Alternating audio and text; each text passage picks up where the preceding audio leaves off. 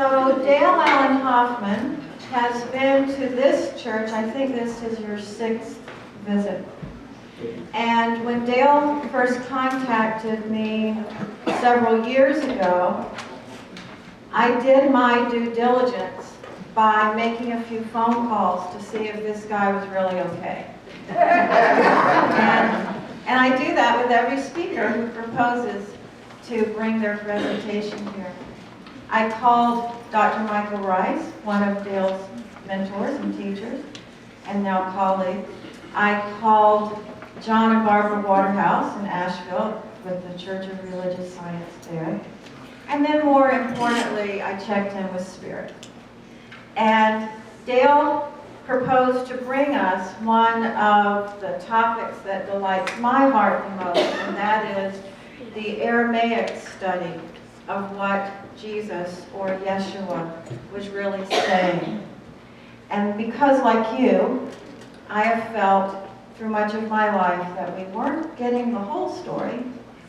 And so I appreciate the scholarship that Dale brings to us. I appreciate the years of study and dedication, and I appreciate his spirit. Yesterday we had a beautiful time of healing here. The 12 brave souls were here to do the still point breathing, and I am still feeling the wonderful healing power of that. I'm so grateful for it. This afternoon, we'll have another opportunity for a 2-hour Aramaic healing circle. So right now, I invite you to open your heart and open your mind to one of today's rising New Thought teachers, and we are blessed to have him here with us. Welcome, Dale.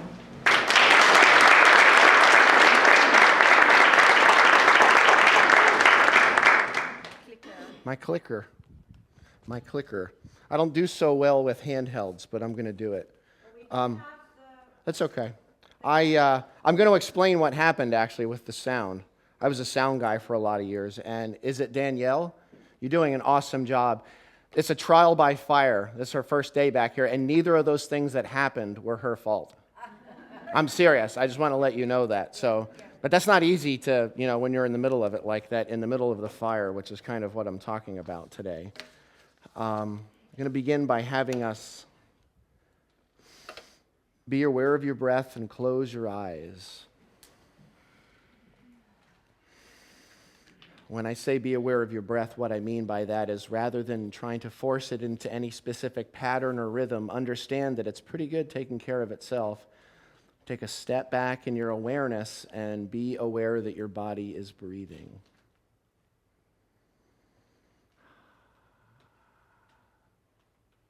That expansion, the still point, and that return and the still point. What we're going to do what I love to do to begin with. We're going to open with some toning. What toning is, it's a practice that goes back thousands and thousands of years across the world. And in different philosophies and cultures, they would take a word that was very sacred in their spiritual wisdom teachings, and they would tone that word. It doesn't work so well in English, I will say, because English is a big hodgepodge of dozens of different languages, and we very much lost the meaning of a lot of our English words. But in the earlier languages, every time you made a sound like ooh, ah, or ta, or means something different in New Jersey, but when you make sounds like that, they actually meant something. So as you were speaking, they believed and they lived by that knowing that every sound that came through your mouth was actually an act of creation, an act of manifestation. That's really powerful. The sound we're going to make is ruah, okay? R-O-O-ah, ruah. I'm going to do it the first time so that you understand what I mean by toning, and then we're going to do it 3 times together, okay? Now, it doesn't have to be in perfect pitch with what I'm doing. It doesn't have to be in like 11-part harmonies, Crosby, Stills, and Nash, Manhattan Transfer, none of that. What matters is where you're bringing it from. you'll notice that if you take your awareness off of the sound that's coming out of your mouth and you bring it on where you're bringing it from in your consciousness, the sound very much takes care of itself, just like life. So I'll do it once alone, just listen, and then we'll do it 3 times together.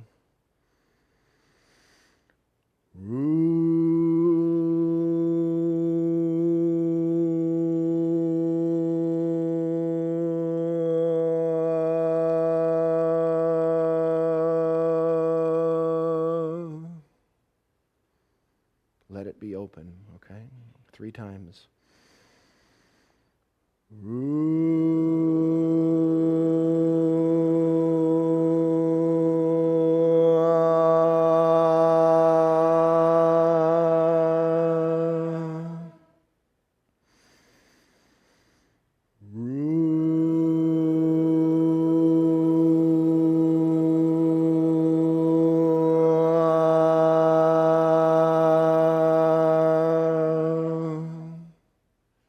One more. Really let this ring out with everything you have, okay? Outside of this building, out into the world, out into the cosmos.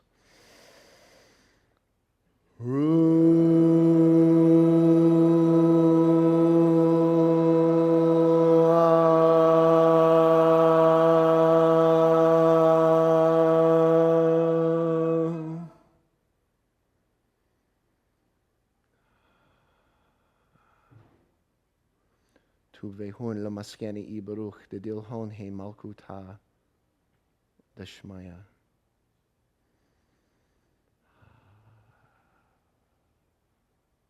You can open your eyes. How are you feeling? I don't want to look at that picture. Forward means forward, yes? Hey. That there is not Aramaic. That's actually Coptic. Coptic is a language. It was an Egyptian language. Now, that ruah that we just did, ru is it's an Egyptian sound. That means it's sort of looks like a dog. It's got big floppy ears and like big back sort of. Now, everybody's like really seriously hanging on every word. Nobody got that one. Kangaroo, maybe. What ru actually means is something that's being forced, or there's a force of movement. Another sound from Coptic is Ra, which is the word for sun or the word for light. It means the shining forth of heat and light. This right here, is there a pointer?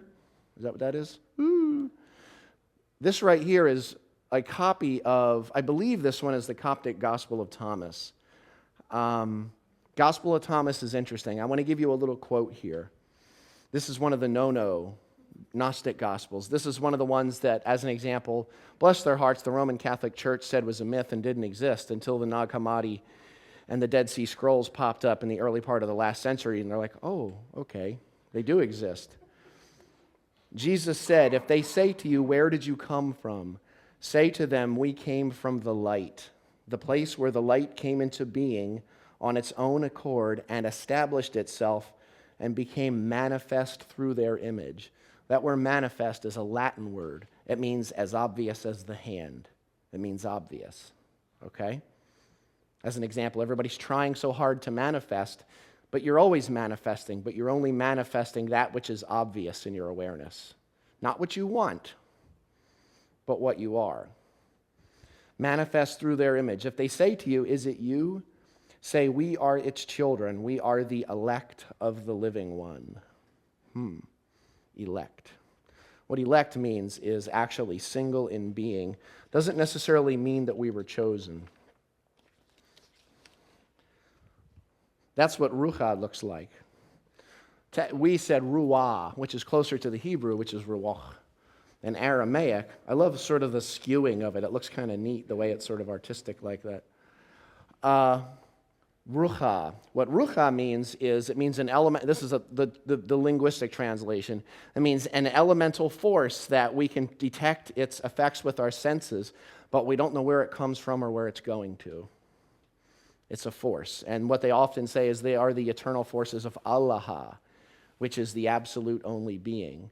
When I was talking over here with the kids about God being not something outside, but rather the totality of everything that's ever existed. And that's actually closer to what Yeshua was saying. And understanding that if there's any physicality to awakening, it's the realization that you are the one, the absolute, and the only being, which was actually what only begotten meant in Aramaic before it was translated into Greek. At the end of the word only begotten is the ayah sound. Ayah is at the end of the word Shemaya, which is heaven. And what ayah means is something that has no physical boundary. It has no beginning and no ending, which means that heaven is either everywhere or it's nowhere. You get what I'm saying? And an awakened one, or one who is only begotten, is one who has come into the realization that they are the only game in town. Not from an egomaniacal standpoint, obviously. Now, I want to ask you a question. One of the things that we talk about, and you could think of it when I had this up there today, all these little dots that you see. One of the things that, one of the analogies we often hear is that it's not so much I am God, but whatever God is, I am. And the analogy I often hear is that kind of like we're a drop of water in the ocean. God is the entire ocean, and we're one drop. I got a question. How does one drop of water create the Grand Canyon? One drop, just one drop. How does it create the Grand Canyon? It joins with other drops. Almost every time I ask that question, I hear themes along the lines of, it takes a long time. That's a real long time for one drop of water. Becoming more, and there's truth in those two. But what we're actually going to do is we're going to move beyond the thought of just me becoming more, but rather understanding it's more about the totality of being, okay? So what we're going to do, I'm going to talk about something. We're going to talk about a bagel, a black bagel. Now, Stanley Tenen, who is a great mathematician, calls this the Bagel theory of reality. The Bagel theory of reality. Rucha was the word I was talking about, okay? Now, there's something else that comes right after that quote in Thomas. They said, of course, if they say to you, where did you come from? Say, we came from the light, the place where the light came into being on its own accord and established itself and became manifest through their image. If they say to you, is it you? Say, we are its children. We are the elect of the living one. If they ask you, this is the next line that I didn't say. If they ask you, what is the sign of the living one within you? Say to them, it is movement and rest. What's the sign of the living one within you? It is movement and rest. Do you think that means doing a lot and then stopping? And then like doing a lot and stopping? Let's say we've got a body up here on the table, and that the life just slipped from that body. What's no longer in the body? Spirit, breath. That word rucha, that was up there that we toned, rucha, ruah, that word is the word for spirit. But spirit was a Latin word that had almost not even made it into that region at the time that Yeshua was alive. The word they used was rucha. That's important because if we think there's no longer spirit in this body, what else is not there? Breath, which is what rucha meant in the first century. And it's not that it didn't mean spirit, but rather spirit and breath were the same thing. They didn't become separated until Latin. Even in Greek, it was pneuma, which means underlying substance. It's really important to think of that, because if I say spirit, if you're honest, what happens to your attention? It just kind of goes wishy-washy, if you're honest. But if I say breath, what's the sign of the living one within you? Think about that. You can actually take one of those green Gideon Bibles you get in the rest areas or in the drawer at the hotels, don't steal it, and just take a pencil and scratch out the word spirit in all the different quotes and write breath above it, and you'll actually have a much more accurate understanding of what he was saying. We lost the meaning of that in the West. Now, if you were actually in a primordial jello and you were to go, that's the shape that your breath would take, kind of like this. Has anyone ever seen the flow pattern of the universe from images or maybe something cosmic, and it has this opening to it? Anything else you can think of besides a donut shaped like that? That's called a torus, that image. What? A tire. Well, there you go. That's pretty simple. A donut. There you go. Finally, somebody said it, and there's the key. No. Now, there's actually something that looks a lot like that that's in the Hebrew Testament, in the Hebrew Scriptures in Genesis. And what it actually said in Genesis was a fruit tree yielding fruit with whose seeds are contained within itself. What is that? If you actually look at this and you compact it down, what do you have? You've got an apple. Interesting. If you actually realize that at the center of it and it's opening up, there's actually something else that makes a pattern like that. The human heart. Now, 6 feet out, this is actually two layers here. There's actually a third layer that goes out about 16 feet. This is measurable by scientific equipment. There's a layer that goes out about 3 feet, which is absolutely can be felt physically by another person if they're open. They measure out about 6 feet. That can be monitored by scientific equipment with a certain intensity to it, and then they go out about 16 feet, and there's another one. There's something interesting about the heart that I want to read to you here. This is kind of a long quote, but it's worth the time. This is from the Biology of Transcendence from Joseph Chilton Pearce. The torus function, which is that shape, of the human heart is apparently holographic, meaning that at any point within the torus, it contains the information of the entire field. I want to pause just for a second and say that if you take a holographic laser plate, a true laser plate, and shine a laser into it, you can put a three-dimensional image on that plate. If you just slightly skew the angle of the laser, you can put another image, and then another one, and then another one, and then another one, okay? There's more to that story coming. That is, at any location within the heart's field, no matter how infinitesimal, tiny, all the frequencies of the heart's spectrum are present. Further, according to physicists, a torus is a very stable form of energy, which, once generated and set in motion, tends to self-perpetuate. Some scientists conjecture that all energy systems from the atomic to the universal are toroid in form, meaning that. This leads to the possibility that there is only one universal torus encompassing an infinite number of interacting holographic tori within its field. There's really just one, is what science is saying, even though we're seeing many. And hologram is interesting because if you take a holographic plate that has all these images on it, three-dimensional, and you drop it on the floor, and you pick up a sliver, and you shine the laser into that, you're going to get the entire three-dimensional image that was on the whole. And if you angle it, you're going to get all the other images as well. There's a certain point where, if you keep dropping it and crushing it, there's a certain point where the image disappears. Now, what I would say is this. I don't think that it goes away. What I believe is that we just can't measure it at that weak of a level. That's a strong point with where I'm going today. It says here, because electromagnetic torus fields are holographic, it is probable that the sum total of our universe might be present within the frequency spectrum of any single torus. As it turns out, then, William Blake, able to see a world in a grain of sand, demonstrated insight as well as creative vision. An individual torus may participate holographically within a universal torus over a wide range.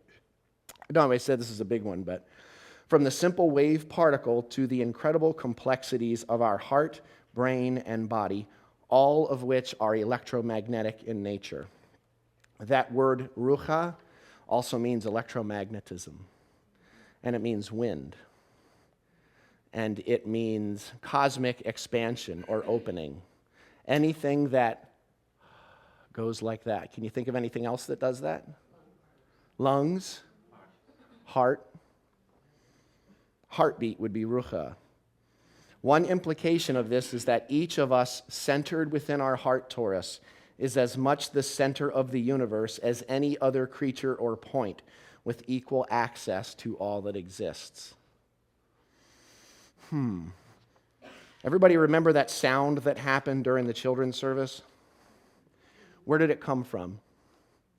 It came from this, right? It didn't come from this, actually. It may very well have come from that right there. Well, it's sound waves. But what I'm saying is, a microphone has something that's called a cardioid pattern. Now, I used to be a sound man for years. I was even like a flunky with the Rolling Stones for a while. It sets up a pattern here. This speaker system sets up a pattern too. This, and I'm not knocking anybody for putting this here, this is actually breaking a sound law in terms of sound, the angle of these two. It was funny because I'm not knocking any sound people, but I actually turned my mic off and the sound kept going. So I know it wasn't me, but what happens is, let's look at it this way. There's one sound pattern here. We've got another torus field here. If these two don't quite jive, what happens? You know those people that you don't necessarily want in your life? Or the ones that when you're around, it's this dissonance? It just kind of like nails on a chalkboard? That's what happens. And actually what Margaret was saying, I warned everybody. It wasn't warning them about my daughter so much as this siren-like squeal that she has when she sort of goes into a torus pattern that she doesn't quite want to be in. Now, and that's what it sounds like. It's interesting that the beating of the human heart is a very unique thing. In the Gospel of Mary Magdalene, another no-no gospel that you're not allowed to read, or at least weren't allowed to read, she talks about the 7 energy centers of the human body, a secret teaching she got from Yeshua. And then she talks about the 5th, and she calls it the exhilaration of death. She talks about each of the centers, what they look like when they're pushed to an extreme. Now, think about it. Let's say that you're sort of, I've noticed the driving around here the last couple of days. Actually, around everywhere. Bo's back there smiling. It's been some interesting driving. What happens when, let's say you're standing in the road and all of a sudden you realize there's a vehicle coming at you?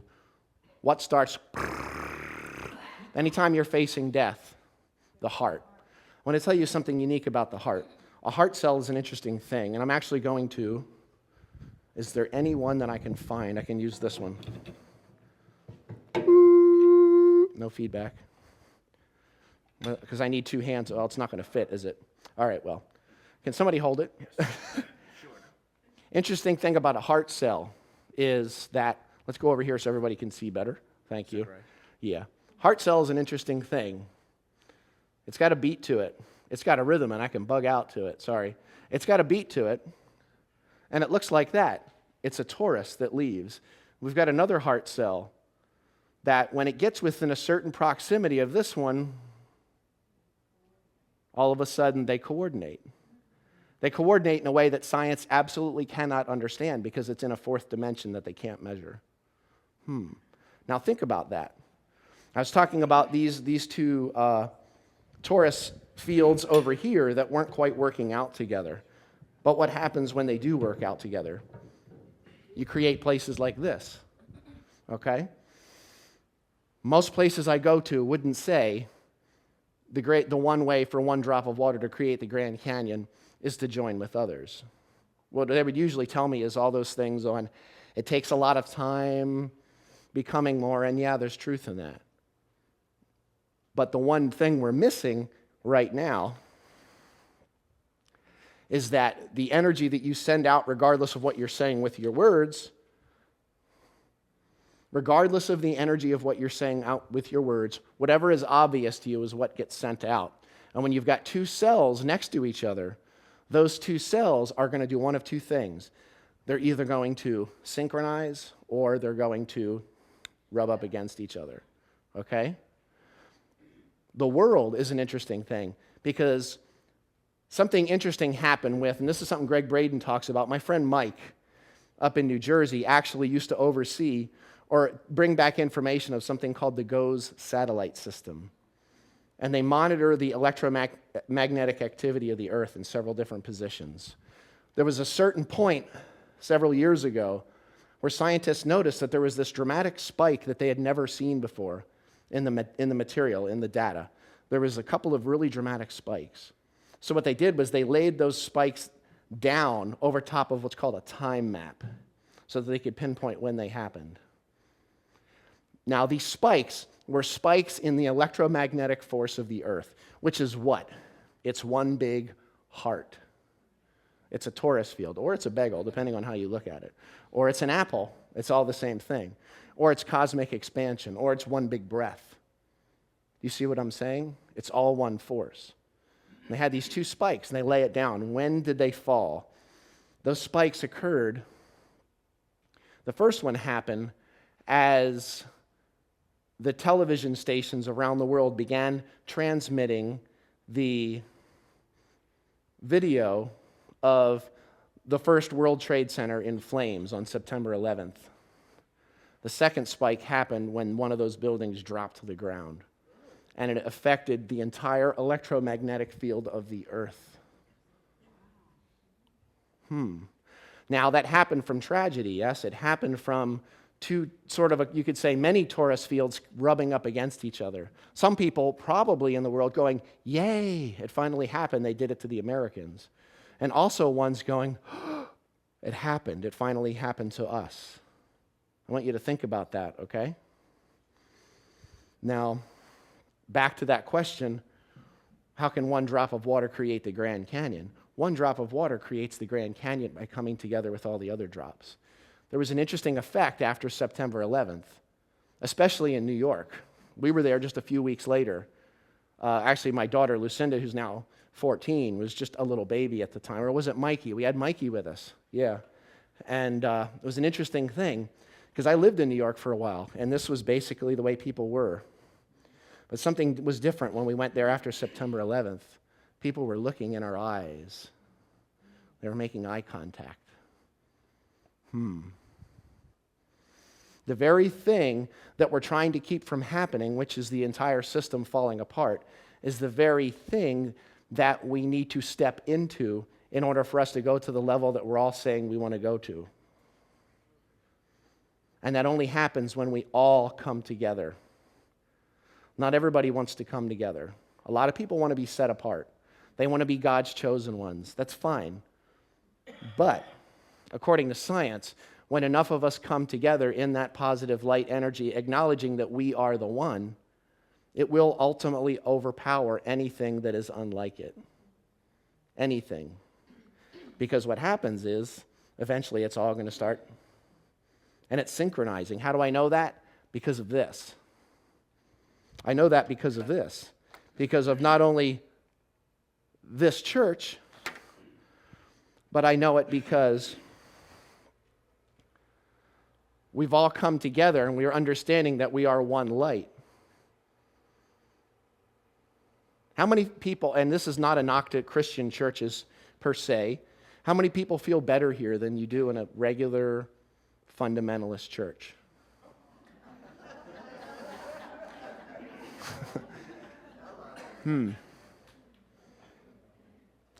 Would it surprise you if I said, I was going to say something to the kids about pass the secret. You know, I don't want to put too many subjects in there. You know that pass the secret thing when you're in kindergarten? And you know, the first person says something, it goes to the next, to the next, to the next, to the next, to the next, and then ultimately it gets to the end, and a blue car making a turn 2 streets up becomes a pink elephant, fell backwards off of a cliff while its head exploded. And it has nothing to do with what was there in the beginning. Kind of like, let's say, I'm putting into a different language, tell him I said he's bad, and the translator says, Dale says you're no good, he says you're bad. It's like, oh, no, wait, what I meant was, when I said bad, I meant good, huh? Never mind. Tell him I said he's cool. Dale says you have a low body temperature and you are very cold. It's like, no, I meant hot. Tell him I said he's hot. Wait, don't tell him I said that. No. But you see what I'm saying? All the messages get all messed up. The point of what I'm saying is here, like it says there, we came from the light. And as Yeshua says, we are the light. And we're in the center of the fire. We're in the center of the light. And the reason I can get an answer like come together here is because you're willing to be in the fire and you're willing to be in the light. Because I want to close this with one little piece of information that I've said in this room many times. There's no such thing as the fire of hell. Anybody want to guess when it was created? When did the fire of hell come up? 13th century with Dante's Passion Play. Over 1,000 years after Jesus lived. They had ways of trying to weasel in with all this Greek mythology, But then by the time it got to the King James Bible in the 1600s, it was over. It was hellfire. But what happens to you in those moments of overwhelm, it's called the point of entropy. When two systems are coming together and they're pushed to their limit, what happens? You start feeling stress. You start hearing Jimi Hendrix at Woodstock and feedback and dive bombs and things like that. Or our little girl over here. What happened with her? She was coming into a situation. She felt that she was in overwhelm. She didn't know how to process it. And that came out. That sound came out. But that's the very thing we need to walk toward, is what I'm telling you. Walk into the discomfort. Because the thing that we were told was hellfire, that word in Aramaic is nohrata. Nohra is a word that means light. And it's the same as the light of the moon. It means, what's unique about the light of the moon versus the light of the sun? It's a reflection. You see what I'm saying? It's a reflection, but it's still that light. In ancient Aramaic, the light of God was the same as the light of the sun. What happens when you move close to the sun? You what? You burn. What happens when you move close to the light of God? You can say it. You burn. Why? Because there's something in you that believes that it's not that light. So the very thing that everybody's praying for, becoming the light, is the very thing they're resisting because it doesn't feel good. And it's not this, you are born in sin or any of that stuff. I had many choices of words there, but I kept myself clean. All that stuff you've been preached to about. It's all a lie. It's all a lie. How do I know it's a lie? Because you feel like crap when you hear it. There's not too bad of a word. Do you understand what I'm saying? Your gut can tell you it's not right. It actually says in Hebrew that you were born as the original blessing of life itself. If there's any suffering or upheaval in your life, it's because you believe that you're not that light. Now, when I said that word is nohrata, ta genders the word feminine, by this hellfire. What that means is that hellfire is not a physical thing that can burn you. It's actually a light in your consciousness. So when the lights, you're praying for more light, more light, more light, and the light starts moving in, and you start joining with other people, but it's not so easy sometimes, and it feels really uncomfortable, just let go. Authentic spirituality is from this book, The Modern Christian Mystic, from Albert LaChance. Authentic spirituality can be summed up in one word: surrender. Think about that on a global scale, all of us. And it's right here in front of us. The thing we've prayed for is right here. The thing that we visioned is right here. But because it doesn't look the way we framed it to look, we're still pushing it away. But the only way through it is through it, not around it. We've walked around it as a race for thousands of years. It's time to walk into it now, because when you walk into it, you start to realize that when everything comes together, the very light that you've been looking for is the very light that you've been looking with. In the words of St. Francis of Assisi, what you're looking for is what is looking. Everything that you're looking for out there is you, and it's also you, and it's you, and it's you, and it's you. And we all come from that light because we are that light. And I'm not even being metaphorical, I'm being literal. Everybody breathing? You're the ones that are willing to stand in the fire. If you're here, you've got some kind of willingness about it. And I'm here to acknowledge you for that, because it's no small thing. Because a lot of people don't believe that. A lot of people don't believe that about the fire. They think you're going to burn in a place that happens after you die. And what a great way to control a race. Tell them you're not going to see the good or the bad until you're dead. So in this lifetime, we got you. So I think what we need to do right now is you need to stand and you need to applaud yourselves right now for everything that you've done and lived and exuded up to this point, because the whole point of this is that you've done it together. Even if this is your first time, you're now part of that psychic spiral. You're inside of the donut now. It's who you are. So I want you to please stand up and applaud yourselves. And applaud Margaret, because trust me, a large part of it comes from her. Thank you very much. Thank you.